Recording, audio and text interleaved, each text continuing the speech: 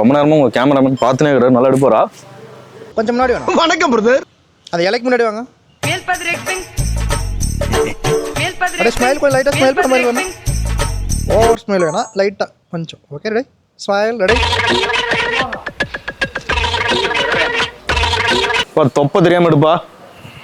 ரொம்ப கஷ்டப்பட்டு வளர்த்துருக்கேன். ஏங்க ரொம்ப கண்ணு கூசுதுங்க. கொஞ்சம் பின்னாடி வாப்பா. கொஞ்சம் பின்னாடி வாப்பா.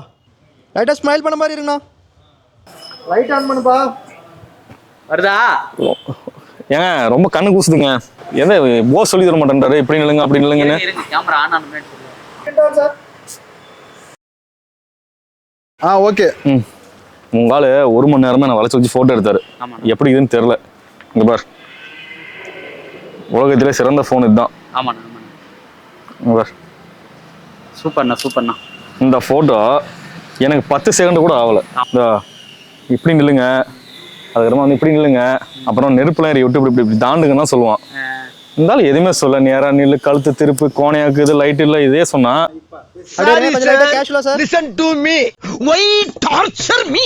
அனைவருக்கும் இனிய உலக புகைப்பட தின வாழ்த்துக்கள். இன்னைக்கு வந்து புகைப்படத்துறையின் வந்து அழிந்து வரக்கூடிய துறையில வந்து இது ஒரு துறையா இருக்கு.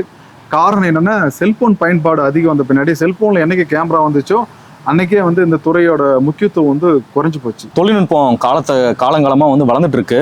அந்த தொழில்நுட்பம் வளர்ந்து ஒரு விதத்தில் மகிழ்ச்சியை கொடுத்தாலும் இந்த புகைப்பட கலைஞர்களுக்கு அது ஒரு ஏமாற்றத்தை கொடுத்துச்சுன்னே சொல்லலாம். ஏன்னா ஒரு காலகட்டத்தில் வந்து அரசியல்வாதிகளுக்கு நிகராக அவ்வளோ பந்தோபஸ்தோட மரியாதை கிடைச்ச ஃபோட்டோகிராஃபர்களுக்கு இன்னைக்கு அந்த நிலை அப்படியே மாறிடுச்சு. ஏன்னா செல்ஃபோனில் வந்த கேமராவால் வந்து எல்லாருமே தங்களுடைய ஹாப்பினஸையோ இல்லை சந்தோஷ துக்கத்தையோ வந்து அவங்களே பதிவு பண்ணிக்கிறாங்க. அது நல்லது தான்.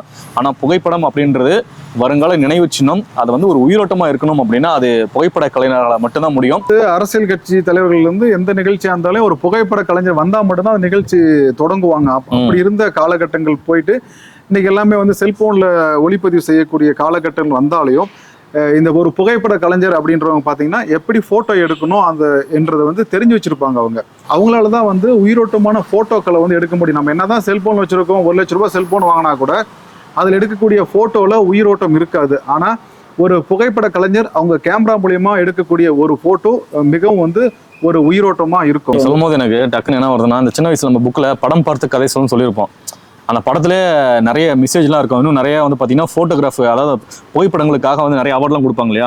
அந்த புகைப்படம் வந்து பேசுகிற மாதிரி இருக்கும், உயிரோட்டமாக இருக்கும், தத்ரூபமாக இருக்கும். அதெல்லாம் வந்து புகைப்பட கலைஞர்களால் மட்டும்தான் சாத்தியம். நீங்களும் புகைப்பட கலைஞர் மாற எங்களுடைய வாழ்த்துக்களை தெரிவிச்சுக்கணும். செல்ஃபோன் எடுத்தோன்னே நம்மளாம் நினச்சிப்போம், நான் பெரிய கேமராமேனே எப்படிலாம் எடுத்தேன் பார், போர்ட்ரேட்டில் எடுத்தேன், லேண்ட்ஸ்கேப்பில் எடுத்தேன் அப்படின்னு.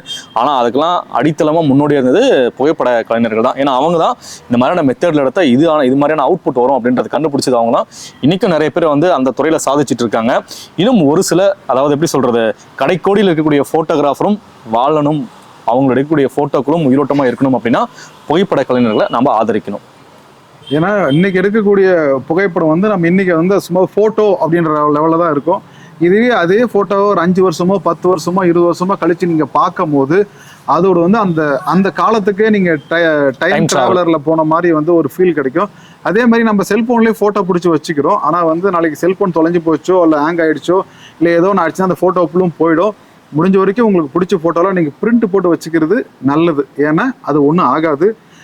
நீங்கள் செல்ஃபோன்லேயே இருக்குது, மெமரி கார்ட்லேயே இருக்குது அப்படின்னும் போது வந்து அது ஒரு காலத்தில் டெக்னாலஜி வழியாக கூட அழிய வாய்ப்புகள் இருக்குது. அதை வந்து நீங்கள் ஒரு பிரிண்ட் போட்டு ஃபோட்டோவாக வச்சுக்கிறது உங்களுக்கு நல்லது. உங்கள் நினைவலைகளை என்றும் உங்களோட வைத்திருப்பது இந்த புகைப்படங்களை தான்.